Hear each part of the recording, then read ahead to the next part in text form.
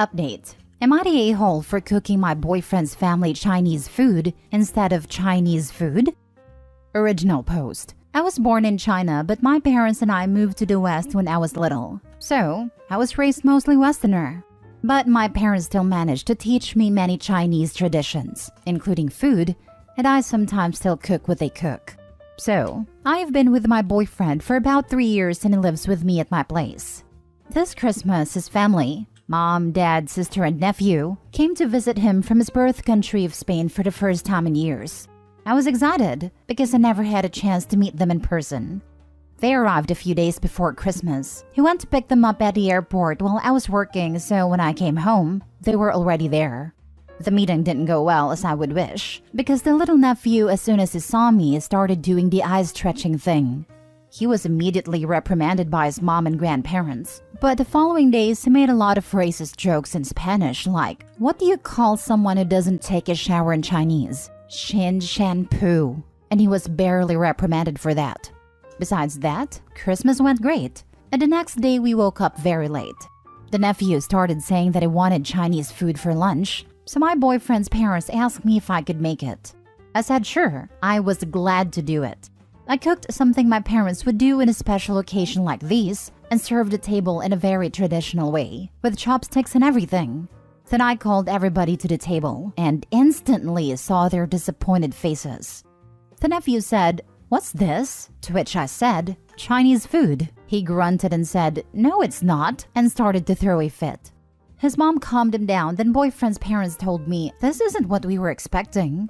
So I asked, "What did you expect?" And they replied, "You know, something like what they serve at restaurants." I tried to explain to them that this is something actual Chinese people eat, but wouldn't listen. They dressed up and went outside to eat at a restaurant. My boyfriend stayed at home, but then called me stupid. He said, "You knew exactly what they meant by Chinese food. I'm trying to make you look good in front of them, but you're not helping me by playing dumb." I asked him to explain himself better, but he just shouted, "When people say Chinese food, the last thing they expect is white rice. Get a freaking clue," and locked himself in our bedroom. Since that incident, they started to speak to me as a toddler, over-explaining everything they asked me to do, and stopped correcting the nephew's racist behavior. I tried to tell my boyfriend to tell them to stop, but he said, "This is your making. Now they think you're brainless." This continued till they left yesterday. My boyfriend and I now barely talk, and I wonder if it's really my fault and I should have known better. Now for the top comments before reading the update. Not a-hole. They're from Spain. If you ask them for food from their country, and then afterwards was like, "No, I want the type of stuff you'd get from Taco Bell," they'd lose their mind. Yes, I'm aware Taco Bell isn't Spanish food, but people do understand that racists lump everyone together, right? They would assume Opie's family's Mexican because they ignore every other Spanish-speaking country. They also interchange Spanish and Mexican.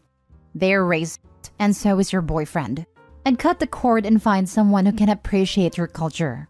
Edited to add, he might not be the full-blown cartoon villain awful, but he does have some of it in him. His nephew is making awful behavior, and he didn't correct him. He belittled you for not making the right kind of Chinese food. Flipping out about serving white rice when it seems pretty standard to have white rice come with Chinese food takeout. It feels like he's gaslighting you by trying to make this your fault for their awful behavior. He might not have shown you that side before, but he did now. This, despite Opie's protests, her boyfriend is racist. Why she's okay with that is beyond me. She doesn't need to get a clue about Chinese food. She needs to invoke some self-esteem and get a spine, because this is BS. When your partner's family treats you like crap, either your partner ditches the family or you ditch the partner. When people say Chinese food, the last thing they expect is white rice. Where does this dingus thinks rice came from? This just raises questions about what Chinese restaurants serve in Spain. We were in Marbella, and for a change of pace, went out to dinner at a Chinese restaurant. Lots of Brits eating there. Noticed that the standard side wasn't rice, but French fries and chips. Never seen that at a Chinese restaurant in America. Not a-hole, but please dump this racist loser and his whole racist family. I'm sorry, but traditional Chinese or any Asian food is amazing, and they don't know what they're missing.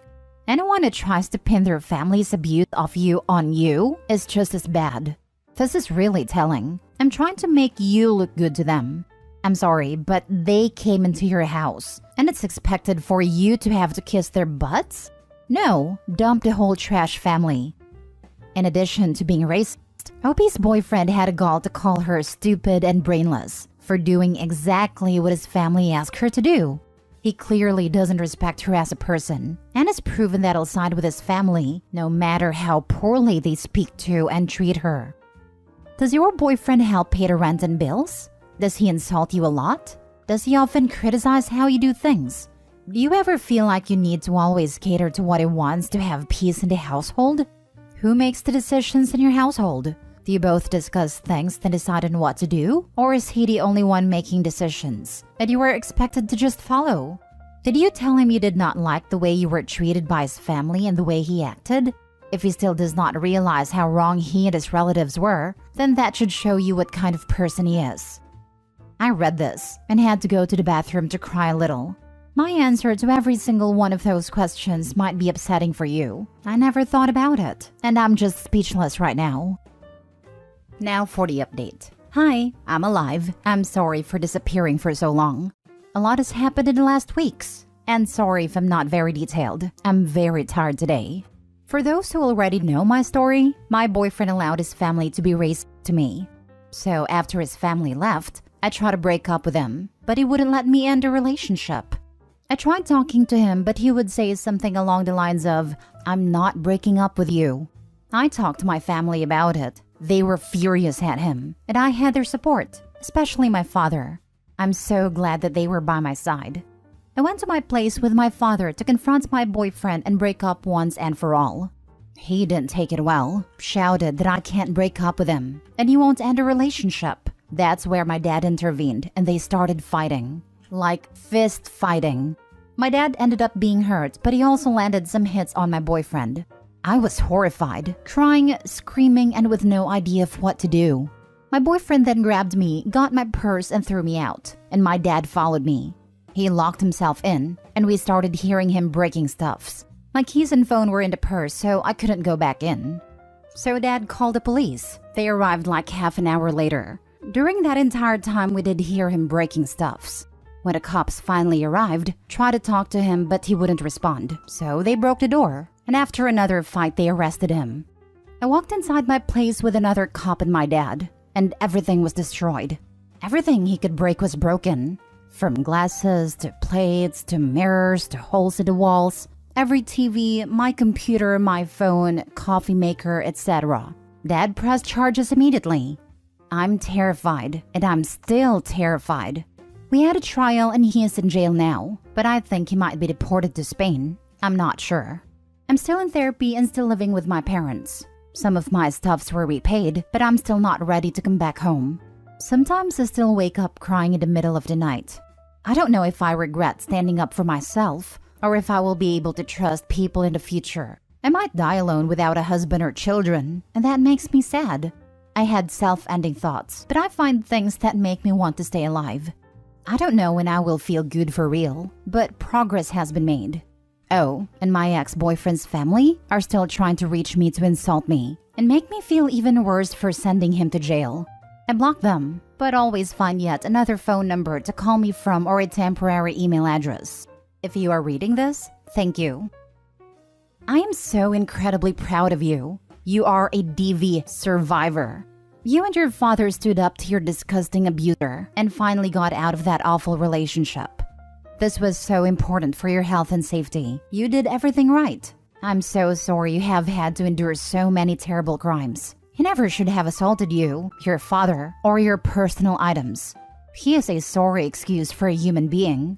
Please be sure you hold nothing back when pressing charges and ensuring you get back as much as possible and that he goes to jail for as long as possible. Finally, please take care of yourself now. Do things you love. Reach out to friends. Pursue hobbies. Go to a spa. Take a vacation. Binge your favorite TV shows. You must live your life to the fullest and never let someone like him in your life again. Be proud of yourself. You are so strong. That escalated rather quickly. From we just wanted chicken fried rice to fist fights property damage and jail time? Yikes. Makes you wonder what wasn't said in the post, or what ex-boyfriend might have left waiting in the wings if OP tried this alone. Looking at what was said in the last post, I dread hearing what else this family did to OP.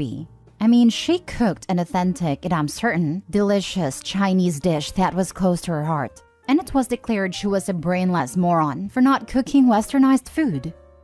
Yeah, the "I want to break up," and then the boyfriend's response of "No, I won't let you." The racism was a giant waving flag. That elevated it to a 250 decibel EAS warning.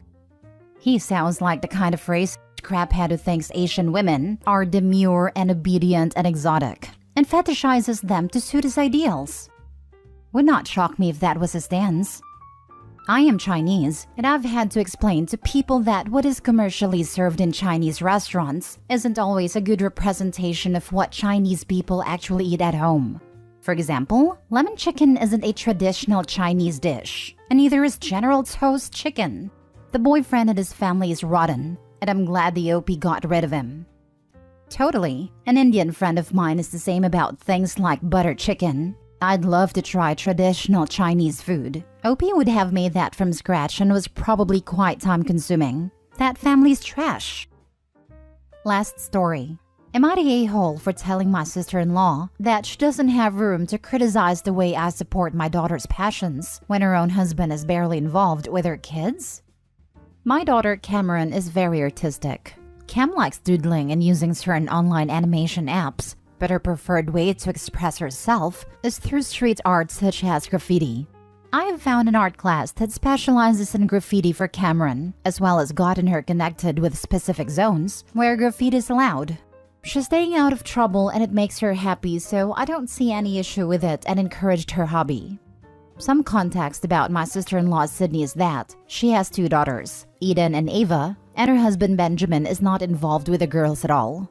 My brother-in-law is the kind of guy who brags about how he's such a man because he's never changed any diapers or attended parent-teacher meetings, and Sydney does it all.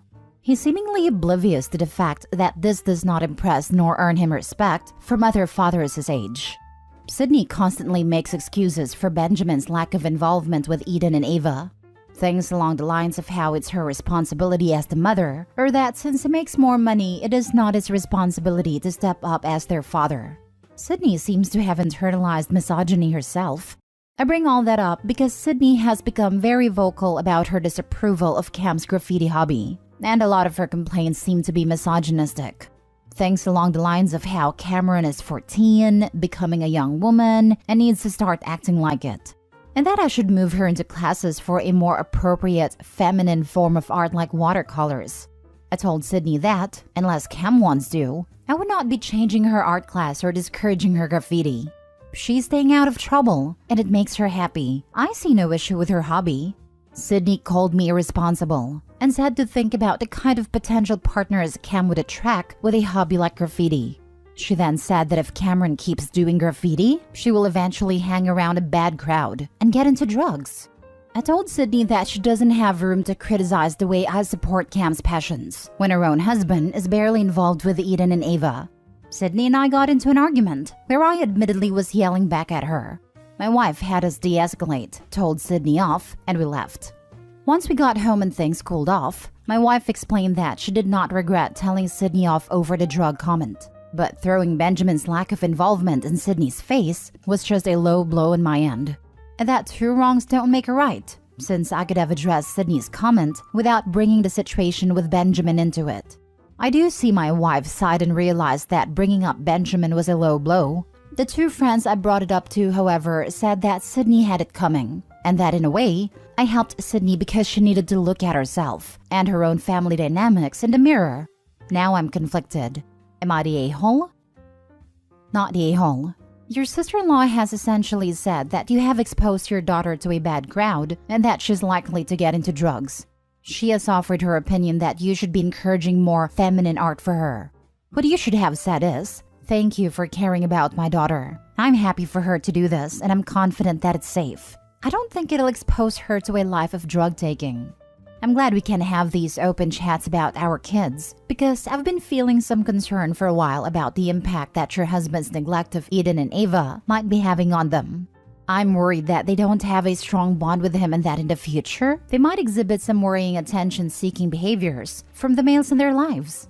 I suspect that it gone down that way. She may have STFU'd. Agreed. If anything, having an established hobby that her parents support is going to keep her off drugs. Not a-hole. Sydney needed a slap off her pedestal.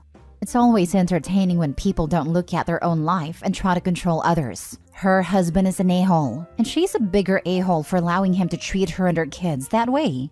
I'm surprised this doesn't get brought up more often, honestly. If that dude ever brags about that crap, I would hope other people tell him what a piece he is. Also, you remind her that many girls with daddy issues seek the wrong kind of attention. She needs to worry about the effects her husband will have on her daughters. Not the a-hole. I'm sorry, but I'm surprised by the all Yorty a-holes in here. In what universe is Sydney not the a-hole? It's none of her business how OP chooses to parent. OP is being supportive of their daughter's interest in the best way. Sydney and her internalized misogyny, something that's actually harmful to her daughters, can get out of OP's business. She has no right or place criticizing OP. I'm sorry, but if she didn't want OP criticizing her, she shouldn't have done it to OP. She simply got a taste of her own medicine. It was fair game. Again, play stupid games, win stupid prizes. Agree 100%. Sydney didn't just express her stupid opinion, but kept escalating when OP declined to take her advice. It sounds like she's one of those pushy jerks who will not shut up when you ignore their advice.